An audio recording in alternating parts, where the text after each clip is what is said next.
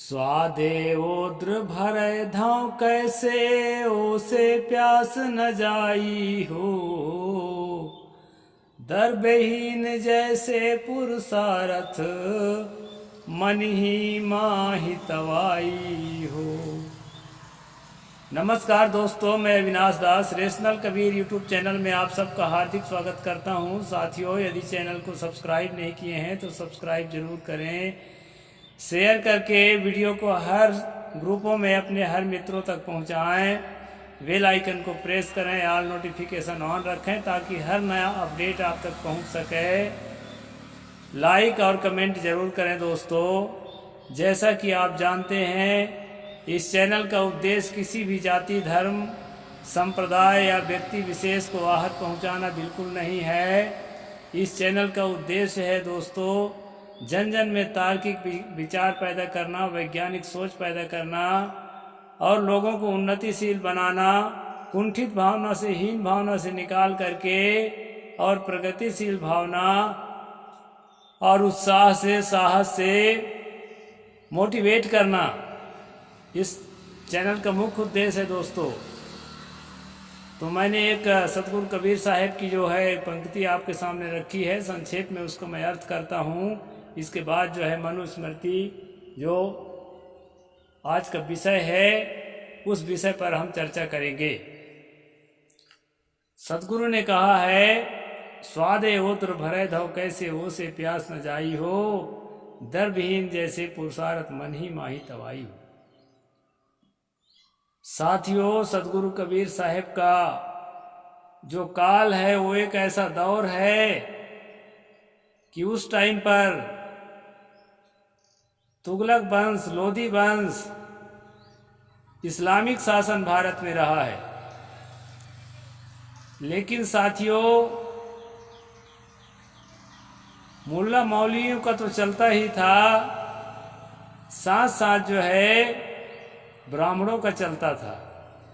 क्योंकि ब्राह्मणों से के हाथ से जब सत्ता चली गई, मुसलमानों के हाथ सत्ता चली गई, तो मुसलमानों से घुल मिल करके जैसे पहले मूल निवासियों को प्रताड़ित करते थे, दमित करते थे, जैसे डिस्क्रिमिनेशन करते थे, भेदभाव करते थे, उसको बरकरार बनाए रखने के लिए, मानसिक रूप से गुलाम बनाए रखने के लिए अपने षड्यंत्र को जारी रखा था दोस्तों।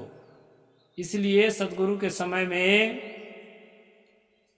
जो प्रताड़ना आम जनता को झेलनी पड़ती थी, उस प्रताड़ना का यहाँ पर चित्रण है इस पद में। सतगुरु ने कहा, स्वादे ओद्र भरै धव कैसे। धव कैसे का मतलब है, कहो तो भला किसी चीज का हम स्वाद चखा देते हैं, रसगुल्ला का थोड़ा सा उंगली में रख करके और चटा देते हैं, उससे क्या आदमी का पेट भर जाएगा? स्वादे ओद्र भरै धव कैसे, ओसे प्यास न जाई हो। और ओस को चाटने से प्यास नहीं मिटेगा दोस्तों। ओस जो धरती में ओस की बूंदें गिरी रहती है पत्तों में, उसको चाट कर प्यास नहीं खत्म किया जा सकता है। इसीलिए सतगुरु ने कहा कि दर्बहीन जैसे पुरुषार्थ मन ही माही तवाई हो। अगर मन ही मन में हम पुरुषार्थ करते हैं, मन ही मन में हम बहुत सारा उद्यम करते हैं, हमारे पास द्रव्य नहीं है, तो मन ही मन में सोचने से दोस्तों, ना तो हमारा व्यापार आगे बढ़ेगा, न खेती आगे बढ़ेगी, ना और हम कुछ भी उन्नति नहीं कर सकते। इसलिए हाथ में संपत्ति का होना, पैसा का होना, साधन संसाधन का होना जरूरी है। और ये साधन संसाधन के लिए दोस्तों हमें जो है उचित उपाय ढूंढ करके अपने हाथों में लेना पड़ेगा। इस प्रकार सतगुरु कबीर साहब ने अपने जमाने में शोषित, वंचित, पीड़ित तबके के लोगों को जगाने का काम किया था दोस्तों।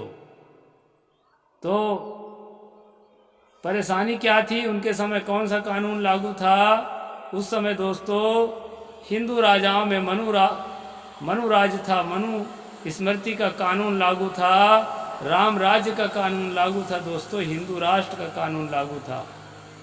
जो साथी हिंदू राष्ट्र के लिए ललायित हैं और जो साथी जो है राम राज की अभिलाषा रखते हैं, उन सबको जो है मनुस्मृति बारीकी से पढ़ना चाहिए, क्योंकि वो हिंदू राष्ट्र में राम राज्य में मनुस्मृति का ही कानून चलता था। तो पहले उस कानून को जान ले दोस्तों कि उस कानून में आपके लिए कितना फायदा की बात है और किसके लिए कितना घाटा और फायदा की बात है।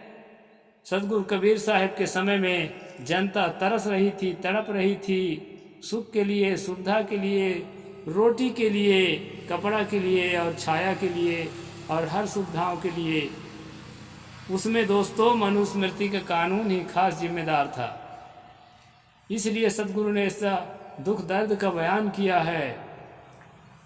तो साथियों, कल के पिछले एपिसोड में मैंने बताया था कि राजा के लिए मनु ने निर्देश दिया है। मनु स्मृति 8वां अध्याय श्लोक नंबर 412 मैंने बताया था कि जो ब्राह्मण लोभ में पड़ करके या किसी भी प्रकार से अपने आप को असहाय पा करके, बेसहारा पा करके अगर टहलू का नौकर का काम करता है या किसी के यहाँ गुलामी का काम करता है, तो उस ब्राह्मण को राजा को चाहिए कि 600 पण का मतलब उस समय की करेंसी है।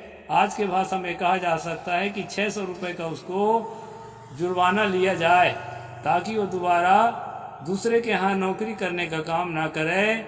ब्राह्मण भीख मांग ले तो ठीक है, राज सत्ता में बैठ जाए तो ठीक है, और जो है गुरु कुर्सी में बैठ जाए तो ठीक है, लेकिन वो मजदूरी ना करे। मजदूरी के लिए विशेष रूप से ब्राह्मण को मनु ने मना किया है। उसी का जो है दोस्तों 412 नंबर श्लोक में मैंने बताया था। अब आगे हम चलते हैं 413 नंबर श्लोक और उसके और आगे के श्लोकों पर। दोस्तों, मनु के अनुसार जो आज का ओबीसी है, जिसको इसमें शूद्र कहा गया है, उसका काम क्या बताया गया है, पहले मैं वो आपको बता देता हूँ। कुछ पीछे का श्लोक, कुछ आगे का श्लोक लेकर के बता देता हूँ इसी मनुस्मृति से। फिर जो है ये 413 नंबर में क्या कहना है उसको मैं आपको स्पष्ट करूँगा। इधर उधर का किताब के अन्य भागों का श्लोक ले लेने से बात को स्पष्ट करने में सरलता होती है दोस्तों, इसलिए मैं बता देता हूँ। इसमें जो है 10वां अध्याय में कहा गया है दोस्तों 121 नंबर श्लोक और 123 नंबर श्लोक। इसको थोड़ा मैं बता देता हूँ ताकि अभी जो प्रसंग वाला श्लोक है उसको समझना आसान हो जाए। शूद्रस्तु वृत्तिमाकांक्षत्रमाराध्य मेद्यदि धनिनं वापुपाराध्य वैश्यं शूद्रो जिजीविषेत्। ब्राह्मण की सेवा करते हुए यदि शूद्र का जीवन निर्वाह न हो तो क्षत्रिय की सेवा करे। यदि उससे भी पेट न भरे तो धनिक वैश्य की सेवा करके जीवन निर्वाह करे।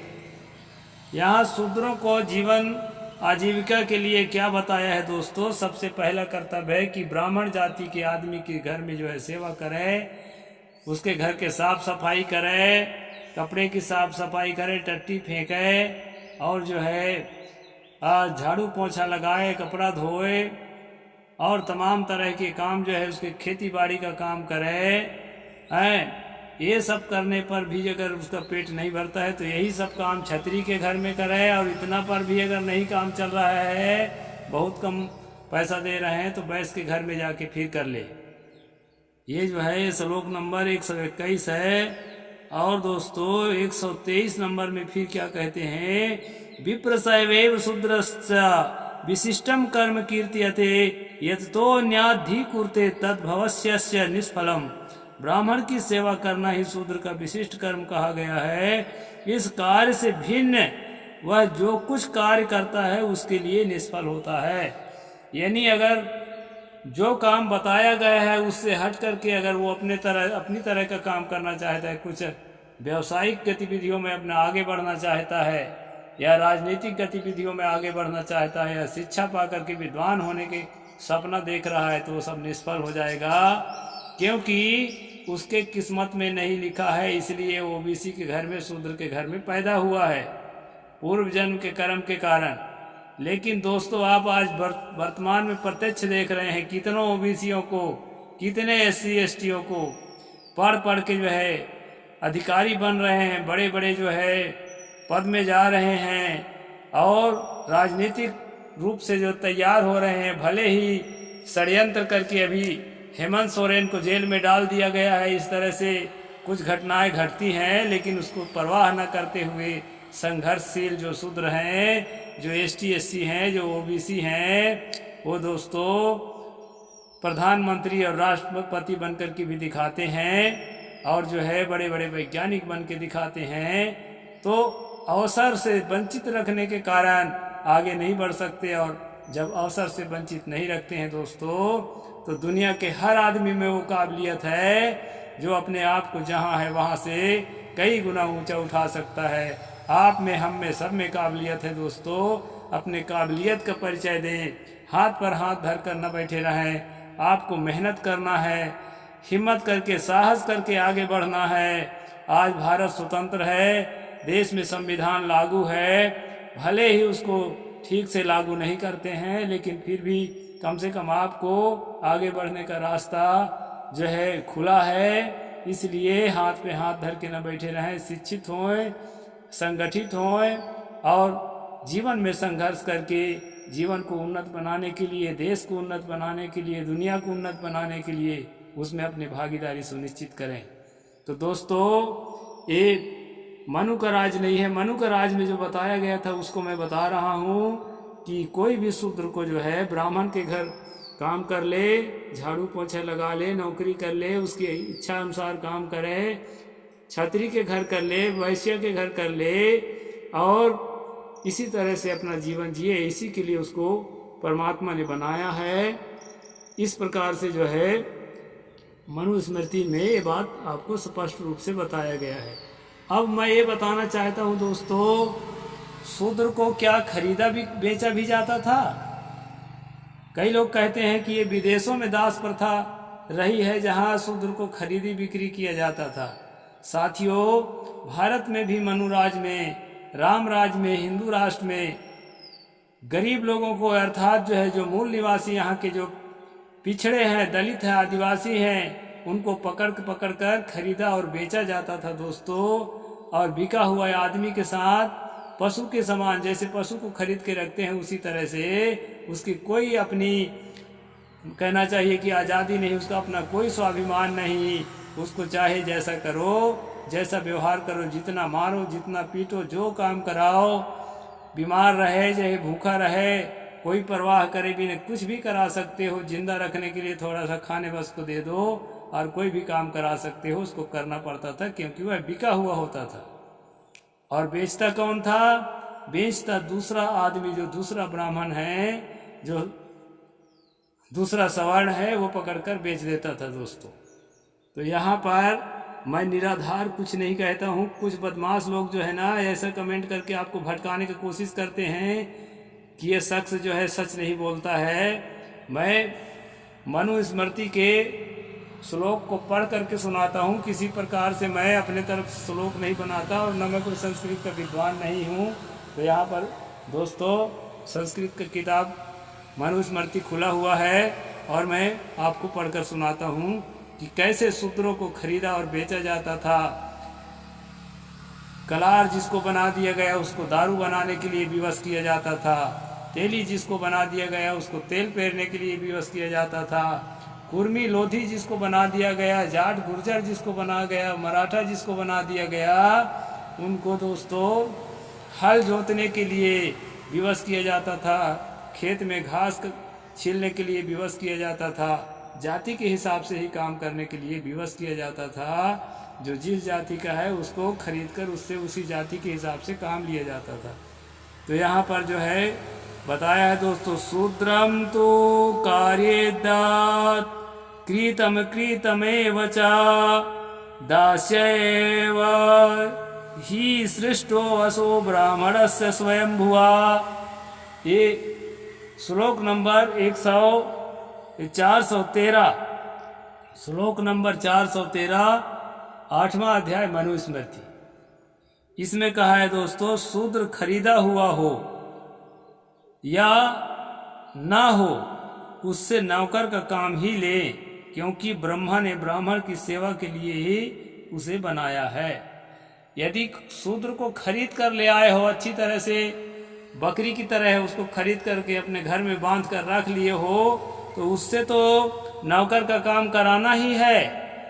लेकिन यदि वो खरीदा हुआ ना भी हो, आपने खरीदा नहीं है, काम खोजते खोजते आया है भूखा प्यासा, तो उसको यदि काम दें तो उसको नौकर का ही काम आपको देना है। ऐसा जो है मनु ने राजाओं को और ब्राह्मणों को निर्देश दिया है दोस्तों। आगे कहते हैं, ना स्वामिना निसृष्टोपि शूद्रो दास्याद्विमुच्यते निसर्गजम ही तत्तस्सा कस्तादात्तोपहिति। ये श्लोक नंबर 414, 8वां अध्याय मनुस्मृति। इसमें बताया है दोस्तों, स्वामी से कहे जाने पर भी शूद्र सेवा वृत्ति से छुटकारा नहीं पा सकता, क्योंकि वह उसकी स्वाभाविक वृत्ति से उसे कौन अलग कर सकता है। यहाँ पर दोस्तों एक स्वाभाविक वृत्ति शब्द आया है, उसके बारे में मैं आपको स्पष्ट बता देता हूँ। स्वाभाविक वृत्ति का मतलब होता है, जैसे आग है, आग का स्वाभाविक वृत्ति है कि वह गर्म ही रहता है। गर्म है तो आग है, और गर्म नहीं है तो आग नहीं है। इसी प्रकार पानी है, पानी हमेशा तरल होता है अपने पानी अवस्था में, बर्फ अवस्था में भले से कठोर हो जाए, और पानी तरल और शीतल होता है दोस्तों। उसी प्रकार उसकी जो स्वाभाविक प्रवृत्ति है, यहाँ पर मनु कहने का प्रयास किया है कि जो है शूद्र का स्वाभाविक प्रवृत्ति ही है कि वो गुलामी करे। वो प्रकृति में परमात्मा के द्वारा उसी लिए बनाया ही गया है कि वो गुलामी करे, दूसरे के आदेशानुसार चले। इसके लिए दोस्तों गौतम ने भी कहा है, अन्यस्य प्रेष्य कामोत्थाप्य यथा काम बध्य। शूद्र को क्यों बनाया गया है? वह अपने से कुछ भी ना सोचे, कुछ भी ना बोले, कुछ भी ना करे। अन्यस्य प्रेष्य है मतलब दूसरे के द्वारा प्रेष्य है, दूसरे के द्वारा आदेश देने पर ही कुछ करना चाहिए उसको, दूसरे के आदेश के बिना। दूसरे का मतलब सवर्णों का। अन्यस्य प्रेष्य कामोत्थाप्य है, उसको जहां स्थापित कर दो, उसकी झोपड़ी जहां बनाने को कह दो बना के रह ले, और जहां से उखाड़ने को कह दो उखाड़ करके भाग जाए। कामोत्थाप्य है यथा काम बध्य है। नर बलि की जरूरत हो तो जितनी आवश्यकता हो उतना जो है उसको हत्या, उसकी जितनी संख्या में चाहिए आप हत्या कर सकते हो, उससे कोई अपराध नहीं है, कोई पाप नहीं है। कई लोग कहते हैं कि हिंदू धर्म में तो मनुष्य की हत्या करने की कोई बात नहीं लिखी है ग्रंथों में। आप वाल्मीकि रामायण में देखेंगे दोस्तों, राजा अम्बरीश जो राम के पुरखा है, सुनासेत नाम के एक नैवक को जो है नर बलि चढ़ाता हुआ दिखाया गया है। फिर बाद में विश्वामित्र उसकी रक्षा कर देता है, नर बलि होने से रोक देता है। इससे पता चलता है कि नर बलि की प्रथा जो है रही है। तो यहाँ यथा काम बध्य कहा है, जितनी आवश्यकता हो शूद्रों की वध कर सकते हो, हत्या कर सकते हो, नर बलि चढ़ा सकते हो, इसमें कोई अपराध कोई पाप नहीं है। तो शूद्र का जो स्वाभाविक प्रवृत्ति क्या है? गुलामी करना। उसको परमात्मा ने इसीलिए बनाया है, अपने से सोचना, बोलना और अपनी इच्छा अनुसार कुछ करना, उसके प्रवृत्ति में, उसके प्रकृति में, उसके स्वभाव में परमात्मा ने नहीं बनाया है। ऐसा यहाँ पर मनु का कहना है दोस्तों। तो यहाँ पर कहा है कि स्वामी के कहे जाने पर ही शूद्र सेवा निवृत्ति से छुटकारा नहीं पा सकता। अगर स्वामी कह भी दे कि अरे बेटे आज की तो बात, तू दूसरा काम कर ले, तेरे को नौकर बनना नहीं पड़ेगा, ऐसा अगर उसका मालिक जो खरीदा हुआ है उसको वो कह भी देता है, इसके बाद भी वो सेवा काम से, नौकरी के काम से यानी गुलामी के काम से छुटकारा नहीं पा सकता, क्योंकि गुलामी के अलावा उसकी तकदीर में कुछ है ही नहीं। इस प्रकार से दोस्तों यहाँ पर शूद्र के जो प्राकृतिक लक्षण है, जैसे आग का लक्षण गर्म है मैं कहा, उस प्रकार उसका प्राकृतिक लक्षण है कि उसके अलावा वो कुछ कर ही नहीं सकता। इस तरह से दोस्तों यहाँ पर मनु ने बताया है। जो लोग ये कहते हैं कि तुम चमार हो, तुम जो है इससे ऊपर उठ ही नहीं सकते हो, तुमको यही रहना है, यही करना है, यही कहना है। ऐसा जो आपको हतोत्साहित करते हैं कि तुम तेली हो, तुम तेल पेरने से ऊपर कुछ कर ही नहीं सकते हो, तुमको भगवान इसीलिए बनाया है ऊपर का, और क्या काम करना चाहते हो। हतोत्साहित जो लोग करते हैं दोस्तों, उनको ताकत कहाँ से मिलती है? मनुस्मृति 8वां अध्याय श्लोक नंबर 4 से 14 से ताकत मिलती है दोस्तों। इस प्रकार लोगों को दिलो दिमाग में मनुस्मृति, जी जान में उसका रचता बसता है। भले ही उसका तंत्र में, भले ही उसको कहना चाहिए कि प्रजातंत्र में स्थान नहीं दिया गया है, लेकिन प्रजा के मानस तंत्र में आज भी मनुस्मृति विराजमान है, स्थापित है। इसलिए दोस्तों मनुस्मृति का स्ट्रीम चलाकर मैं इसको एक्सपोज कर रहा हूँ। आप सब जो है मेरा सहयोग करें और जन जन तक स्ट्रीम को पहुँचा करके और जो है चैनल को सफल बनाएं। साहेब बंदगी, जय जोहार, जय भीम, जय भारत।